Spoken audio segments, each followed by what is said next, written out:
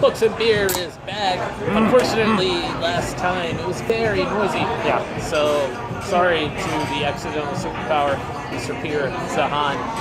Maybe you didn't hear or was even bothered to listen to our review. It was a really good conversation, though. I actually talked about it this morning with my friend from home.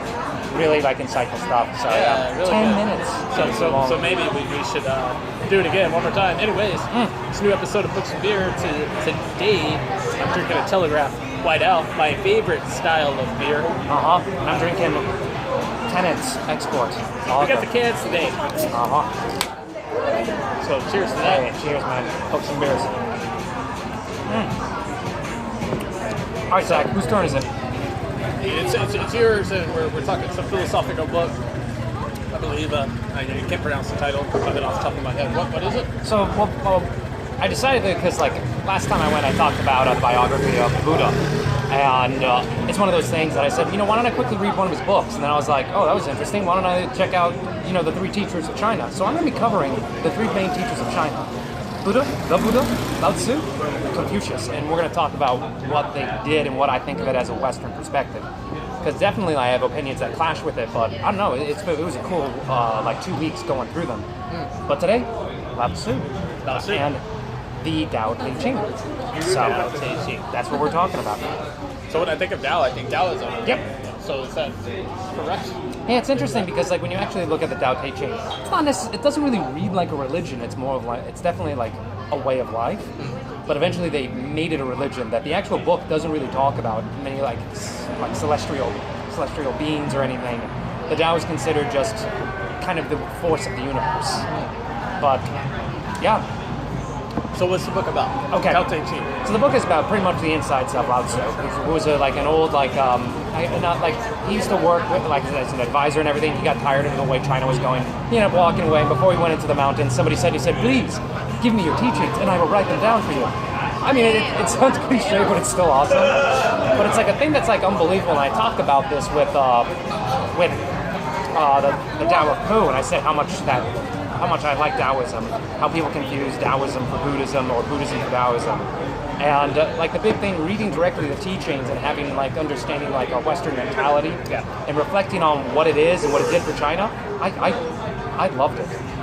I mean, one of the biggest things that I liked is I think human life is very important, and I like when religion embraces that. But they really talked about that there are four forces of the universe, and I thought it was beautiful. But they talked about the Tao, pretty much the way of everything. The flow. Right? Yes, the flow. Exactly. And then there is the universe. Then there is the earth. And then there's humans. Now, it's really interesting because humans are one of the forces of everything, which makes them very significant. They're very special. However, the idea of the humans serve the world. So what is worth more, a flower or a human? Well, the humans, however, it is the human's obligation to serve the flower. So it gives absolute value to human, but gives them a call to action that they have a role, that they are the caretakers of us. But even the way it's phrased is that you are inferior to the world, that you are more valuable than many things in the world. I was really taken back by it. I think it balances both human significance as well as it gives importance to the world and the things around us. Very beautiful. And the other thing is, as I mentioned, we put in a hashtag, is Goku. And I realized Goku is a really good representation of the Tao because Dragon Ball Z. Yeah, exactly. Son Goku of Dragon Ball Z. Because a lot of what Taoism is finding what you do and doing what comes natural to you. And that doesn't mean run away from things that are difficult, but do them how you enjoy them. So it's a thing that, I guess what the thing with Goku is Goku's a father, Goku's a husband, when he wants to be.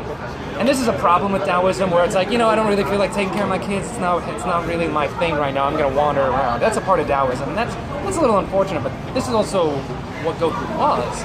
The other part about why I mentioned Goku is that in Taoism, they really talk about, because the guy is, once again, something I love. He is pro-peace, but not pro defense. So he's very much, he goes, do not instigate violence, do not instigate a fight, but you must be prepared for it, and you must be ready to protect yourself, and you must be ready to protect the things you care about. So not a pacifist. It's not a pacifist, and I think that's very true, and I think that's also reflected in the Bible as well. And So the other thing is that I loved, and it's Goku, is love your enemy, love your competitor. You don't want to make your competitor weaker before you compete, because no matter what Taoism, it's all connected. Although your enemy might be the pull, you are the push, but you are both doing the same thing. You are both completing the motion. So you want your competitor to pull as hard as it can, so you can push as hard as you can. So Goku, the big thing, especially if you know the Japanese translation, he always wants to fight his enemies at the best, because what he's really doing is he's fighting himself. And that is the way of the Tao. You want your competition to challenge you as much as possible. It is not the love of beating your enemy, but that you yourself are growing and beating yourself. It's extremely powerful. So, like, going through Taoism, comparing it to what I think is important about, like, Western theology and thinking, I think Taoism is a wonderful thing.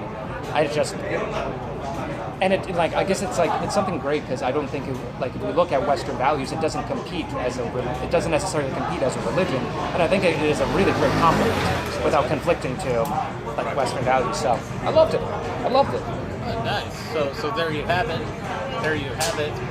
If you were born in one area of the world, expand your mind a bit and just read about some philosophy and teachings of others, and that will make you a better person in the end. And then you can combine that and make some principles for your life. Exactly. Don't stop learning. Keep it going. Anything else? Oh man, I mean, I could talk about it a lot, but just otherwise, yeah. Like, I'm gonna go over the other ones. I think, and I'll go over, I think, the Buddha next, and then we'll do Confucian, and I'll talk a little bit about their biographies and everything, what I've come across with it. And these three main books, they're available, public domain, for free audiobook. Get on YouTube, listen for it yourself. Listen to it for just 10 minutes. It can be insightful. Yeah, listen to the books on YouTube. There's no reason to say I don't have time to learn. Do it while you clean your dishes, unless you have your mother clean your dishes, which you shouldn't do that. You help her out, okay? So with that, we're going to talk more about some Chinese philosophy in the future. But until then, we're going to drink some beer. Hey, cheers, Zach. Cheers, Tom. This is Tom. It's that. Cheers.